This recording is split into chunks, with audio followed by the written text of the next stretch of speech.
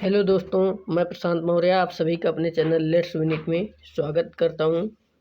जैसा कि आप सभी लोग जानते हैं कि टेक्स्ट बुक की एक नई सीरीज जो कि एसएससी जीडी की है, जीके की स्टार्ट हो चुकी है अपने चैनल पर। तो कृपया कर अभी तक जिन्होंने चैनल को सब्सक्राइब नहीं किया है वह कृपया कर चैनल को सब्सक्राइब कर लें और वीडियो को ज़्यादा से ज़्यादा शेयर करें और पूरा वीडियो लास्ट तक ज़रूर देखें। तो देखते हैं अपने पहले क्वेश्चन को कि क्या है। तो पहला क्वेश्चन है कि भारत में क्षेत्रफल की दृष्टि से सबसे छोटा राज्य कौन सा है। तो भारत में क्षेत्रफल की दृष्टि से सबसे छोटा राज्य, चार ऑप्शन हैं। पहला ऑप्शन सिक्किम, दूसरा त्रिपुरा, तीसरा तेलंगाना, चौथा गोवा। तो भारत में क्षेत्रफल की दृष्टि से सबसे छोटा राज्य है गोवा। ठीक, क्षेत्रफल की दृष्टि से सबसे छोटा राज्य गोवा है और क्षेत्रफल की दृष्टि से सबसे बड़ा राज्य राजस्थान है। ठीक, और जनसंख्या की दृष्टि से सबसे छोटा राज्य सिक्किम है और जनसंख्या की दृष्टि से सबसे बड़ा राज्य उत्तर प्रदेश है। ठीक, उसके बाद अब देखते हैं गोवा के बारे में कुछ और जानकारी। तो देखिए, गोवा भारत में गोवा क्षेत्रफल की दृष्टि से सबसे छोटा राज्य है। गोवा की कुल भौगोलिक क्षेत्र लगभग 1429 वर्ग मील है, मतलब 3702 वर्ग किलोमीटर है। 1961 में गोवा पुर्तगालियों से पूरी तरह मुक्त हो गया था। ठीक, उसके बाद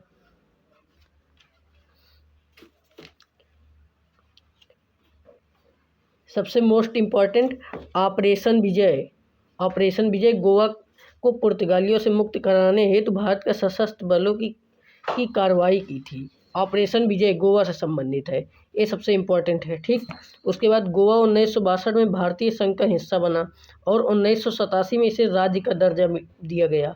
ठीक, उसके बाद गोवा भारत का 25वां राज्य है। भारत का कौन सा राज्य है? गोवा 25वां राज्य है। गोवा के बारे में और थोड़ा जानकारी देखते हैं। 30 मई 1987 को गोवा एक पूर्ण विकसित राज्य बना और पुराणों में गोवा को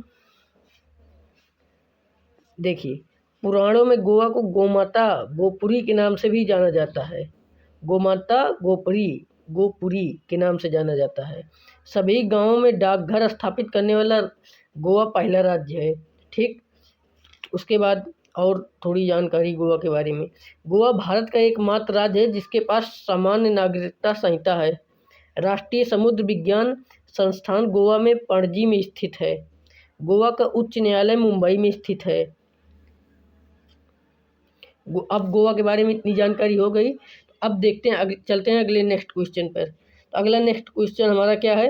भारत कितने देशों के साथ अपनी इसमें कितना होगा, कितने देशों के साथ अपनी भूमि सीमाएं साझा करता है। तो पहला ऑप्शन है 7। ठीक, दूसरा ऑप्शन है 8, तीसरा ऑप्शन 6, चौथा ऑप्शन 9। उसके बाद अब हम इसका देखते हैं, इसका मतलब 7 देशों के साथ अपनी सीमाएं साझा करता है भारत। अब देखते हैं कौन कौन से देश हैं वैसे। तो 7 देश कौन कौन से हैं? भारत 7 देशों के साथ अपनी सीमा साझा करता है। उत्तर पश्चिम में अफगानिस्तान और पाकिस्तान, उत्तर में चीन, भूटान और नेपाल में, और पूर्व में बांग्लादेश और म्यांमार। ठीक, 7 देश हो गए। अब सबसे ज़्यादा किसके साथ सीमा साझा करता है? सबसे ज़्यादा सीमा बांग्लादेश के साथ साझा करता है और सबसे कम अफगानिस्तान के साथ साझा करता है। उसके बाद देखते हैं अगला नेक्स्ट क्वेश्चन। गंगा किस नदी पर भगीरथी और अलकनंदा नदियों का संगम का परिणाम है? ठीक, उसके बाद क्या है? उसके बाद है, अब इसका ऑप्शन क्या गया है? पहला ऑप्शन है देवप्रयाग, दूसरा ऑप्शन है कर्णप्रयाग, तीसरा ऑप्शन है गंगोत्री और चौथा ऑप्शन है रुद्रप्रयाग। तो गंगा कहाँ से उत्पन्न होती है? मतलब भगीरथी और अलकनंदा से बनकर उत्पन्न होती हैं। तो पहला ऑप्शन देवप्रयाग है। ठीक, उसके बाद अब चलते हैं नेक्स्ट क्वेश्चन की ओर। खरीफ फसलों की कटाई किस माह में की जाती है? तो खरीफ फसलों की कटाई किस माह में की जाती है? पहला ऑप्शन है सितंबर से अक्टूबर, दूसरा ऑप्शन मार्च से अप्रैल, तीसरा ऑप्शन जून जुलाई, चौथा ऑप्शन मई जून। तो उसके बाद इसमें क्या है, पहला ऑप्शन है सितंबर अक्टूबर। ठीक, पहला ऑप्शन सितंबर अक्टूबर। अब खरीफ की फसलें कौन सी हैं, जैसे कि चावल हो गया, कपास हो गया, ये सब खरीफ की फसलें हैं। तो खरीफ की फसलें जून जुलाई में बोई जाती हैं और सितंबर से अक्टूबर महीने में काटी जाती हैं। ठीक, अब देखते हैं इसके बारे में कुछ। देखिए अब अगला क्वेश्चन, जनगणना 2011 के अनुसार निम्नलिखित में से किन राज्यों में साक्षरता दर सबसे अधिक है? तो कौन, पहला ऑप्शन से महाराष्ट्र, दूसरा ऑप्शन से दिल्ली, तीसरा ऑप्शन केरल, चौथा ऑप्शन तमिलनाडु। तो सबसे ज़्यादा साक्षरता दर किस राज्य में है? सबसे ज़्यादा साक्षरता दर केरल में है। ठीक, केरल में सबसे ज़्यादा साक्षरता दर है। उसके बाद अब देखते हैं केरल के बारे में। केरल भारत में सर्वोच्च साक्षरता दर के साथ पहले स्थान पर है। 2011 की जनगणना के अनुसार राज्य की साक्षरता दर 93.91% है। भारत महाराष्ट्र देश का छठा सबसे साक्षर राज्य है। उसके बाद तमिलनाडु भारत का 8वां सबसे साक्षर राज्य है। 2011 की जनगणना के अनुसार बिहार में साक्षरता दर सबसे कम है। सबसे ज़्यादा साक्षर राज्य केरल है और सबसे कम बिहार है। ठीक, उसके बाद अब अगला क्वेश्चन देखते हैं, भारत में सबसे दक्षिणी बंदरगाह किस राज्य में स्थित है? तो अब देखिए इसमें पहला ऑप्शन है आंध्र प्रदेश, दूसरा ऑप्शन तमिलनाडु, तीसरा केरल, चौथा तेलंगाना। ठीक, अब सबसे दक्षिणी में कौन सा बंदरगाह स्थित है? तो सबसे दक्षिणी राज्य कौन सा है? सबसे दक्षिणी राज्य है तमिलनाडु। तो तमिलनाडु में ही बंदरगाह स्थित होगा। तो सब भारत में सबसे दक्षिणी बंदरगाह किस राज्य में है? भारत में सबसे दक्षिणी बंदरगाह तमिलनाडु में है। ठीक, इसका दूसरा ऑप्शन सही होगा। अब देखते हैं तमिलनाडु के बारे में कुछ जानकारी। तमिलनाडु भारतीय प्रायद्वीप में सबसे दक्षिणी भाग में स्थित है। ठीक, तमिलनाडु में प्रमुख बंदरगाह चेन्नई बंदरगाह, टुतुकोरियन बंदरगाह, एन्नोर बंदरगाह तमिलनाडु में एक इनको फ्रेंडली बंदरगाह है। उसके बाद चेन्नई बंदरगाह तमिलनाडु में दूसरा सबसे बड़ा संग्रही बंदरगाह है। अब तमिलनाडु के बारे में और जानकारी देखते हैं। तमिलनाडु का गठन कब हुआ था? 26 नवंबर 1950 में हुआ था और राजधानी इसकी क्या है? चेन्नई है। मुख्यमंत्री कौन है? ई के पलानिस्वामी हैं। राज्यपाल कौन है? बनवारी लाल पुरोहित हैं। आधिकारिक भाषा क्या है? तमिल है। और दीपावली और पोंगल तमिलनाडु के महत्वपूर्ण पारंपरिक त्यौहार हैं। ठीक, उसके बाद पश्चिमी घाट और पूर्वी घाट तमिलनाडु के नीलगिरी में हैं। मरीना बीच जो कि बहुत इम्पोर्टेंट है, मरीना बीच कहाँ स्थित है? मरीना बीच भारत का सबसे लंबा समुद्र तट है जो कि चेन्नई में स्थित है। उसके बाद तमिलनाडु को स्थानीय राजनीतिक दलों का किला कहा जाता है। ये भी इम्पोर्टेंट है कि स्थानीय राजनीतिक दलों का किला किसे कहा जाता है? तमिलनाडु को कहा जाता है। तमिलनाडु पहला भारतीय राज्य है जो पूरी तरह अपने पंचायतों को कंप्यूटरीकृत है। लॉटरी का प्रतिबंध लगाने वाला तमिलनाडु पहला भारतीय राज्य है लॉटरी पर। उसके बाद और थोड़ी जानकारी देखते हैं। तमिलनाडु विधानसभा हाल में मोबाइल फ़ोन पर प्रतिबंध लगाने वाला पहला भारतीय राज्य है। शास्त्रीय भाषा और प्राचीन द्रविड़ भाषा का दर्जा पाने वाली तमिल पहली भाषा है। भारत में पहला बायोस्फीयर रिजर्व तमिलनाडु में नीलगिरी में है। नारियल और केले का सबसे बड़ा उत्पादक तमिलनाडु है। ये इम्पॉर्टेंट है कि नारियल और केले का सबसे बड़ा उत्पादक कौन है? तमिलनाडु है। अब देखते हैं अगला क्वेश्चन, पृथ्वी की भूपर्पटी में सबसे प्रचुर मात्रा में कौन सा तत्व है? ये बहुत इंपॉर्टेंट क्वेश्चन है एसएससी जीडी के लिए कि पृथ्वी की भूपर्पटी में सबसे प्रचुर मात्रा में कौन सा तत्व है? तो पहला ऑप्शन है कार्बन डाइऑक्साइड, दूसरा ऑप्शन है हाइड्रोजन, तीसरा ऑप्शन है सिलिकॉन, चौथा ऑप्शन है ऑक्सीजन। तो इसका उत्तर होगा पृथ्वी की भूपर्पटी में सबसे प्रचुर मात्रा में कौन सी गैस है? ऑक्सीजन है। ठीक, इसका उत्तर हो गया ऑक्सीजन। अब देखिए पृथ्वी की भूपर्पटी में सबसे प्रचुर तत्व ऑक्सीजन है जो कि 46.1% है। ऑक्सीजन का रासायनिक सूत्र O2 है जिसे हम डाई ऑक्सीजन भी कहते हैं। अब देखते हैं भूपर्पटी में दूसरा सबसे प्रचुर खनिज सिलिकॉन है। ठीक, सिलिकॉन जो है वो दूसरा सबसे प्रचुर खनिज है। सिलिकॉन से प्रदर्शित करते हैं। यह एक उपधातु है जो कि पृथ्वी भूपर्पटी में दूसरा सबसे प्रचुर तत्व है और भूपर्पटी के द्रव्यमान का 28% है। इलेक्ट्रॉनिक्स और कंप्यूटर चिप्स के निर्माण में सिलिकॉन का आवश्यक सामग्री है। इलेक्ट्रॉनिक्स कंप्यूटर चिप्स काहे के बने होते हैं? सिलिकॉन के। ठीक, ये इम्पोर्टेंट है। उसके बाद पृथ्वी की पपड़ी में तीसरा सबसे प्रचुर तत्व एल्युमिनियम है। ठीक है, पहले तो ऑक्सीजन, दूसरे पे सिलिकॉन, तीसरे पे एल्युमिनियम। एल्युमिनियम भूपर्पटी के द्रव्यमान का 8.1% है तथा पृथ्वी की भूपर्पटी में तीसरा सबसे प्रचुर तत्व है। एल्युमिनियम और एल्युमिनियम के अयस्कों का रसोई के पानी से लेकर रॉकेट निर्माण तक की कई तरह के उपयोग होते हैं। एल्युमिनियम आप लोग जानते ही होंगे कि बहुत ज़्यादा उपयोगी है। अब चलते हैं नेक्स्ट क्वेश्चन की ओर। तो हमारा अगला क्वेश्चन है, निम्नलिखित में से किन कारणों से विशाल बांधों का निर्माण का विरोध किया गया? तो पहला ऑप्शन है वे लागत प्रभावी नहीं है। दूसरा ऑप्शन है पानी बिजली उत्पादन में कोई सहयोग नहीं है। तीसरा ऑप्शन शारीरिक श्रम का अभाव। चौथा ऑप्शन किसानों और आदिवासियों के बड़े पैमाने पर विस्थापन। तो अब देखते हैं कि विशाल बांधों का निर्माण का विरोध क्यों किया गया।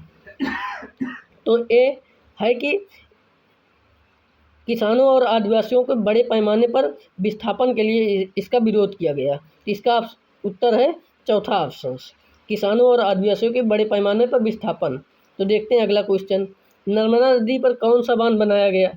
तो पहला ऑप्शन है अधिया बांध, दूसरा ऑप्शन है हीराकुंड बांध, तीसरा ऑप्शन है सरदार सरोवर बांध, चौथा ऑप्शन है टिहरी बांध। तो देखते हैं नर्मदा नदी पर कौन सा बांध बनाया गया है। तो नर्मदा नदी पर सरदार सरोवर बांध बनाया गया है, जिसका एक तीसरा ऑप्शन है सरदार सरोवर बांध नर्मदा नदी बनाया गया है। अब देखते हैं कुछ बांध के बारे में। नर्मदा नदी अमरकंटक से निकलती है। ठीक, उसके बाद हिरण, तवा, शक्कर इसकी सहायक नदियां हैं।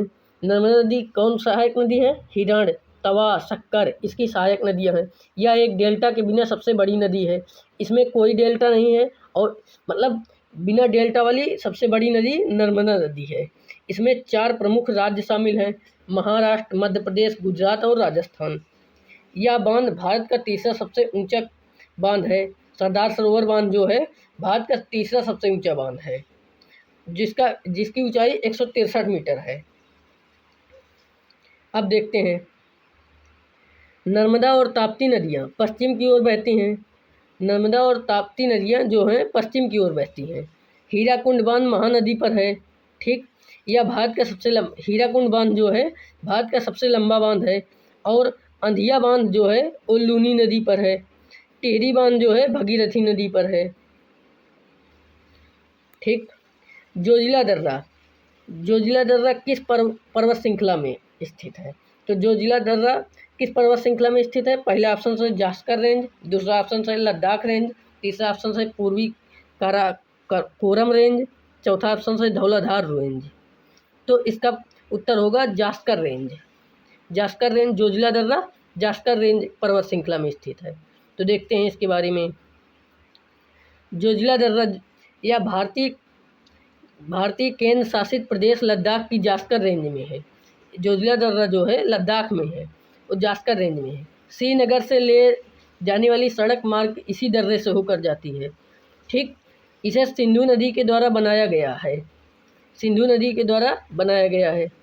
अब देखते हैं अगला क्वेश्चन, भाखड़ा नागल बांध किस नदी पर स्थित है? तो भाखड़ा नागल बांध सतलज नदी पर है या रावी नदी पर है? दूसरा ऑप्शन रावी, तीसरा ऑप्शन झेलम, चौथा ऑप्शन चिनाब। ठीक, तो आप लोग इसे बताइए कि भाखड़ा नागल बांध किस नदी पर है? तो भाखड़ा नागल बांध जो है वो सतलज नदी पर है। ठीक, इसका उत्तर पहला ऑप्शन हो गया। अब देखते हैं कि अब इसके बारे में जानते हैं। भाखड़ा नागल बांध एशिया का दूसरा सबसे ऊंचा बांध है। ठीक, एशिया का है, एशिया का दूसरा सबसे ऊंचा बांध है और पंजाब और हिमाचल प्रदेश की सीमा पर स्थित है। भाखड़ा नागल बांध कहाँ है? पंजाब और हिमाचल प्रदेश की सीमा पर। भाखड़ा नागल बांध सतलज नदी पर बना है।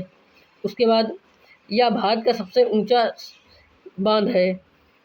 भारत का सबसे ऊंचा गुरुत्वाकर्षण बांध है, ठीक, जिसकी ऊंचाई लगभग 207.26 मीटर है और यह 168.35 किलोमीटर तक चलता है, ठीक। उसके बाद अगला क्वेश्चन है, पश्मीना ऊन का एक प्रकार है जो भारत के किस राज्य में पहली बार बुना गया। एक क्वेश्चन बहुत इम्पोर्टेंट है, पश्मीना ऊन का एक प्रकार जो भारत के किस राज्य में पहली बार बुना गया। तो या पहला ऑप्शन है उत्तर प्रदेश, दूसरा ऑप्शन पंजाब, तीसरा ऑप्शन जम्मू और कश्मीर, चौथा ऑप्शन हिमाचल प्रदेश। तो ठीक, अब यहाँ से देखिए कौन सा उत्तर सही है। आप लोगों को जो उत्तर सही लगे वो पहले कमेंट में लिख दिया करिए। तो देखिए इस प्रश्न का उत्तर है जम्मू और कश्मीर, ठीक। पश्मीना ऊन जम्मू और कश्मीर से संबंधित है, ठीक। अब इसके बारे में जानते हैं। पश्मीना एक फारसी शब्द है, ठीक, जिसका अर्थ है ऊन से निर्मित। पश्मीना का सामना पहली बार कश्मीरी यूरोपियों ने किया था। बाद में इसे कश्मीरी के रूप में जाना जाता है। लद्दाख मार्ग से कश्मीरी आने वाले ईरानियों ने इसे कपड़े के पश्मीना का नाम दिया। ऊन एक चांगथंगी बकरी और पश्मीना बकरी से आता है, जो नेपाल और भारत के ऊंचाई वाले क्षेत्रों में पाई जाने वाली बकरियों की एक विशेष नस्ल है।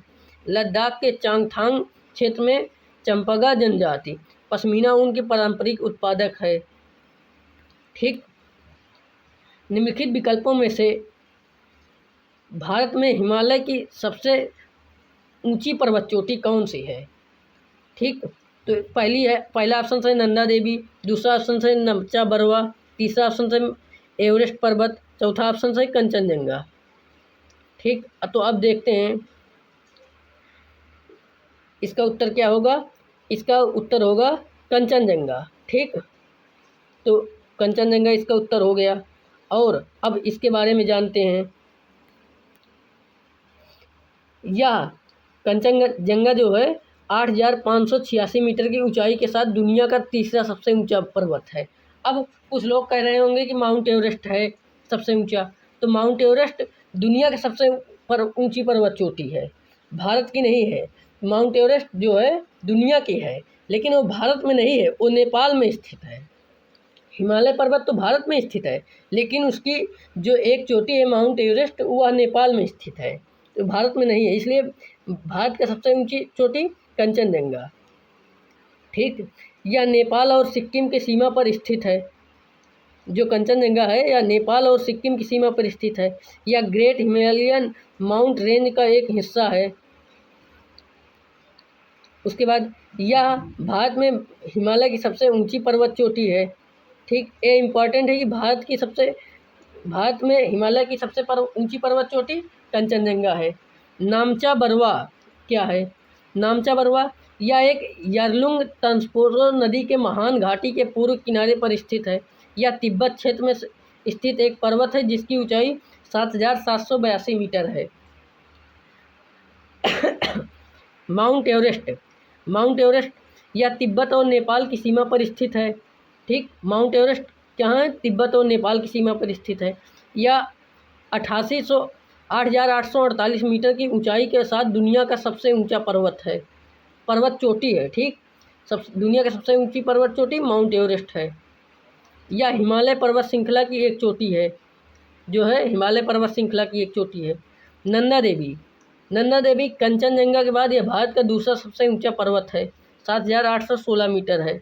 यह पूरी तरह से भारत के भीतर उत्तराखंड में स्थित है। अब देखते हैं हीराकुंड बांध किस नदी पर स्थित है। पहला ऑप्शन है सतलुज, दूसरा ऑप्शन कावेरी, तीसरा ऑप्शन महानदी, चौथा ऑप्शन भगीरथी। तो हीराकुंड बांध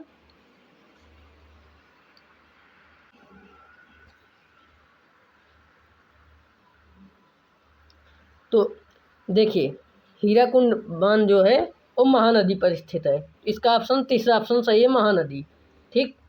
अब अगले क्वेश्चन की ओर चलते हैं। देखिए बहिर्जात चट्टानें एक प्रकार की होती हैं। कौन सी चट्टानें होती हैं बहिर्जात चट्टानें। अब इसका पहला ऑप्शन है अवसादी चट्टानें, दूसरा ऑप्शन जीवाश्म चट्टानें, तीसरा ऑप्शन कायांतरित चट्टानें, चौथा ऑप्शन आग्नेय चट्टानें, ठीक। तो इसका बहिर्जात चट्टानें एक प्रकार की होती हैं, आग्नेय चट्टानें होती हैं। ठीक, चौथा ऑप्शन सही है।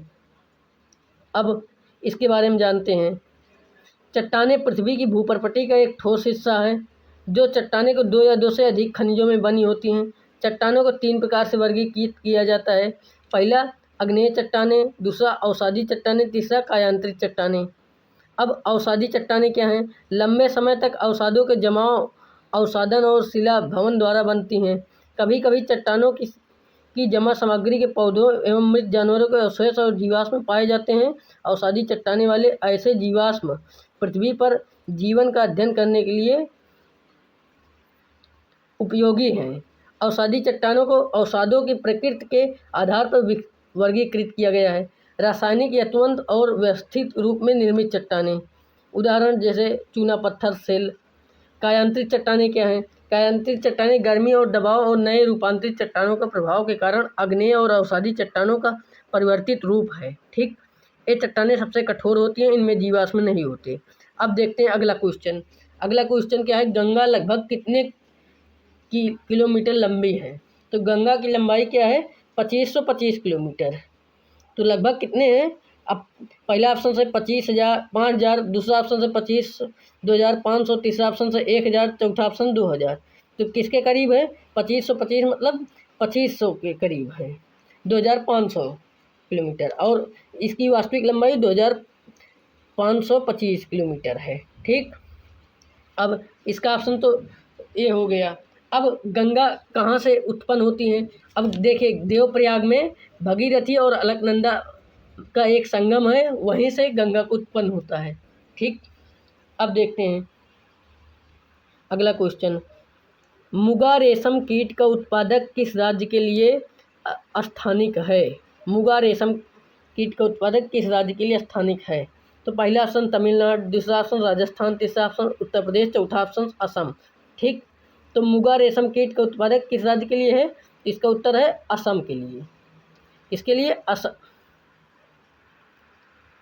असम के लिए। तो चौथा ऑप्शन सही हो गया। अब देखते हैं इसके बारे में। मुगा संस्कृत असम के लिए स्थानिक और दुनिया में मुगा रेशम कीट सबसे बड़ा उत्पादक है। मुगा सिल्क को जीआई टैग भी दिया है। असम रेशम की सभी 4 किस्मों का उत्पादन करता है। फिर मुगा और एरी सिल्क के उत्पादन में प्रमुख जोर दिया गया। उसके बाद असम देश के कुल मुगा और एरी उत्पादक में क्रमशः 95%, 65% का योगदान देता है। असम चाय और खनिजों और तेल का एक विशाल संसाधन के लिए प्रसिद्ध है। ठीक, उसके बाद तमिलनाडु अपनी पारंपरिक शिल्प, साड़ियों और हथकरघों से बुनी धोतियों के लिए जाना जाता है। Rajasthan Sanganeri hand block printing को जीआई टैग मिला। उत्तर प्रदेश में किसे मिला है? उत्तर प्रदेश में मिला है बनारस। उत्तर प्रदेश में है बनारस बेक्रोस और सरिस को जीआई टैग मिला है। ठीक, उसके बाद हमारा नेक्स्ट क्वेश्चन। निम्नलिखित में कौन सी नदी अरब सागर में नहीं गिरती? तो पहला ऑप्शन सही नर्मदा, दूसरा ऑप्शन साबरमती, तीसरा ऑप्शन तुंगभद्रा, चौथा ऑप्शन मांडवी। तो देखिए इसका उत्तर क्या हो जाएगा? इसका उत्तर हो जाएगा तुंगभद्रा। ठीक, जो कि अरब सागर में नहीं गिरती। तो अब इसके बारे में जानेंगे हम। तुंगभद्रा नदी अरब सागर में नहीं गिरती। ठीक, तुंगभद्रा भारत की एक नदी है जो अपने अधिकांश पथ के दौरान कर्नाटक राज्य से शुरू हो और बहती है। ठीक, यह नदी पूर्व की ओर बहती है, अंततः कृष्णा नदी में मिल जाती है। ठीक, उसके बाद कृष्णा नदी फिर पूर्व में बहती है और बंगाल की खाड़ी में गिरती है। तो यह बंगाल की खाड़ी में गिरती है, अरब सागर में नहीं गिरती। ठीक, तो नर्मदा नदी अरब सागर के खंबात की खाड़ी में गिरने से पहले विंध्य और सतपुड़ा पहाड़ियों श्रृंखला के बीच यह नदी मध्य प्रदेश, जो नर्मदा नदी है वो अरब सागर में गिरती है। या पहले विंध्य और सतपुड़ा पहाड़ी श्रृंखलाओं के बीच यह नदी मध्य प्रदेश, महाराष्ट्र और गुजरात से होकर बहती है। अब साबरमती नदी भारत के प्रमुख पश्चिम में बहने वाली नदियों में से एक है। यह राजस्थान के उदयपुर जिले से अरावली श्रृंखला से निकलती है और अरब सागर में खंबात की खाड़ी में मिल जाती है। मांडवी नदी को गोवा का जीवन रेखा कहा जाता है। ए इम्पॉर्टेंट है कि गोवा के जीवन रेखा किसे कहा जाता है। जो ज़्यादा ब्लैक में लिखा है वो बहुत इम्पॉर्टेंट है, इसलिए आप लोग या तो नोट करिए, या तो इस वीडियो को 2 या 3 बार ज़रूर देख लें। तो मांडवी नदी को गोवा की जीवन रेखा कहा जाता है। इसे महादई या महोदई के नाम से भी जाना जाता है। मांडवी नदी को महादई या महोदई के नाम से भी जाना जाता है। यह कर्नाटक के बेलागावी जिले के पश्चिमी घाट के भीमगढ़ में 30 झरनों के समूह से निकलती है।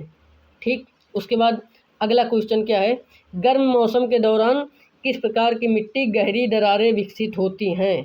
तो पहला ऑप्शन है पीली मिट्टी, दूसरा ऑप्शन है लेटेराइट मिट्टी, तीसरा ऑप्शन है जलोढ़ मिट्टी, चौथा ऑप्शन है काली मिट्टी।